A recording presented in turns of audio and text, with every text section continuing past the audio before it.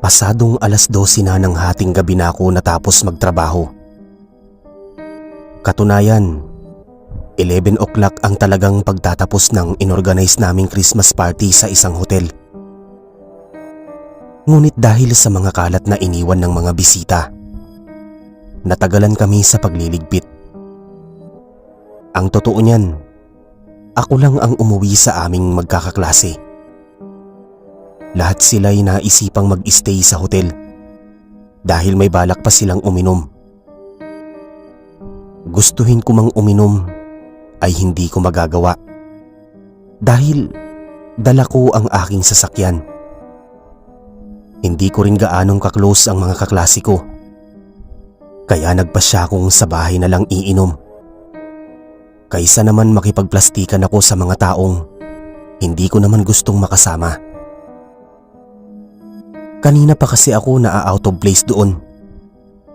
Kinakailangan ko lang ngumiti at libangin ang mga bisita dahil parte ng grades namin yon.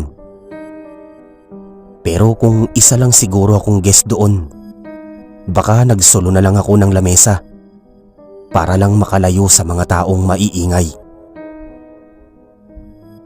Paghaplos ko sa aking mukha, nakapako agad ang balbas kong ilang linggo nang hindi naaahit. Sa totoo lang, sinadya kong pahabain yun upang baguhin ang aking imahe para sa event. Palagi na lang kasi akong binubuli sa eskwelahan dahil masyado akong maputi at makinis. Napagkakamalan nga akong bading ng ibang tao.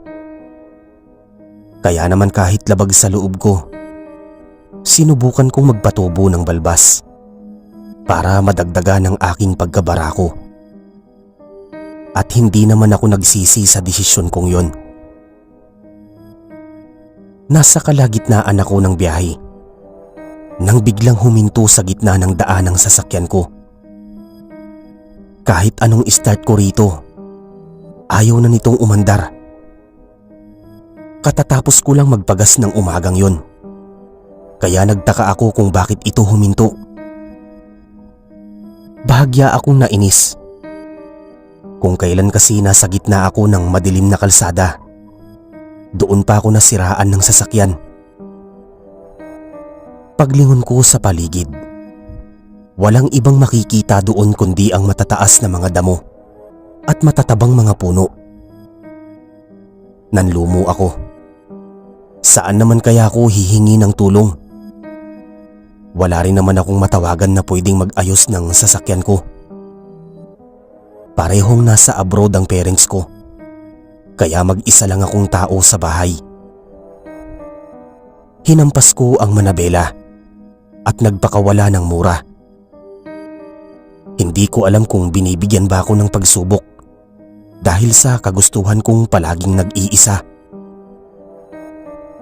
Sa mga oras kasing yun, isa na lang ang paraang mapagpipilian ko.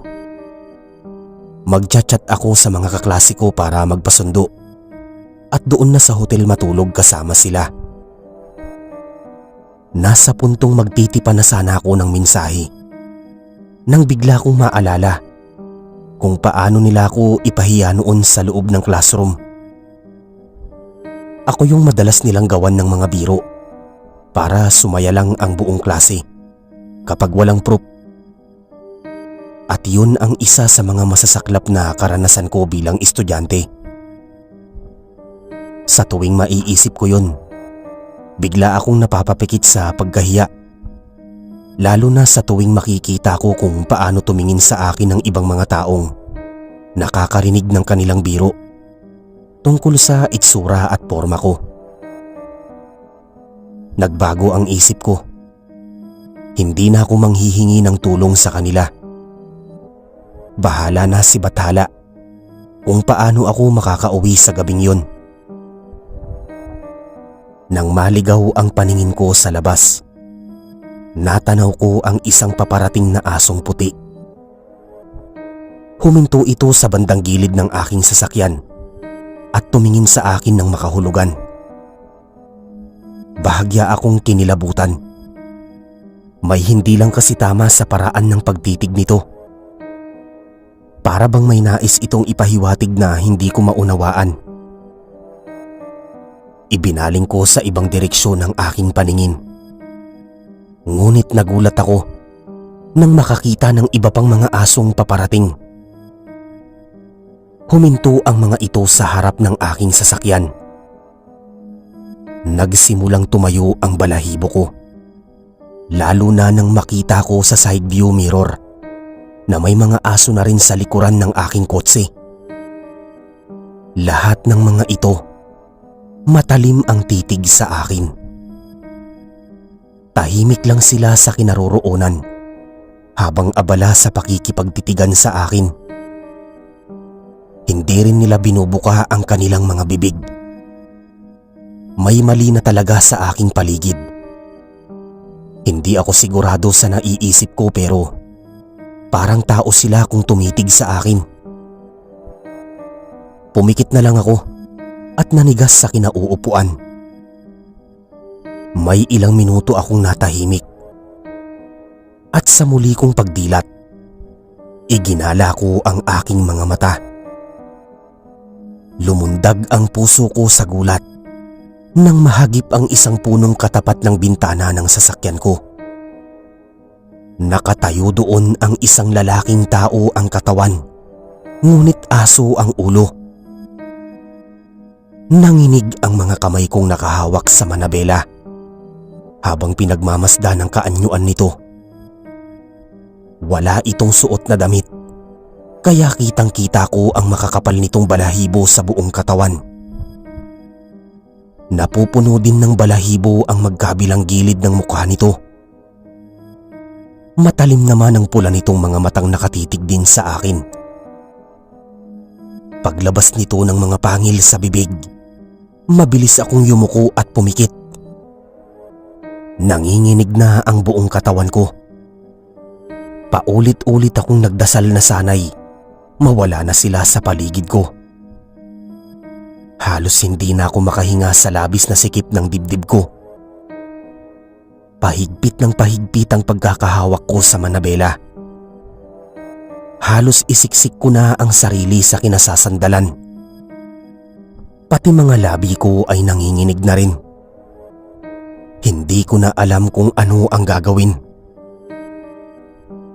Nagulantang ako sa pagkakaupo nang biglang tumunog ang makina ng sasakyan. Hindi rin sadyang naidilat ko ang aking mga mata. At nang mahagip ng paningin ko ang kalsada, wala na roon ang mga aso. Paglingon ko naman sa puno, wala na rin ang hating tao at hating aso na kanina'y nakatayo doon. Unti-unting humupa ang kilabot sa buong katawan ko. Hindi nagtagal, nagmaneho na akong muli at nilisan ang lugar na yon. Nang maikwento ko ito sa lola ko, may sinabi siya sa akin tungkol sa masaklap na kaganapan sa kalsadang yon. Ayon sa kanya, hindi naman daw pumapatay ang mga nilalang doon dahil may isa lamang pamilya na tinatarget ang mga ito. At ang pamilyang yon di umano ay ang mga Jimenez. Sila raw ang mga politikong nagpuputol sa iba't ibang mga puno doon para sana'y patayuan ng sarili nilang palasyo. Ngunit hindi na yun natuloy mula nang sunod-sunod na nasawi ang mga miyembro ng pamilyang sangkot sa nasabing proyekto. Nadamay pa pati mga tauhan at trabahador na inutusan para sa itatayong gusali. Dahil sa natuklasan ko, hindi na ako muling nagpagabi sa pag-uwi kahit saan ako magpunta. Lalo na sa tuwing madadaanan ko ang kalsadang yon, kung saan nakatira ang mga nilalang na nagkukubli sa kaanyuan ng isang aso.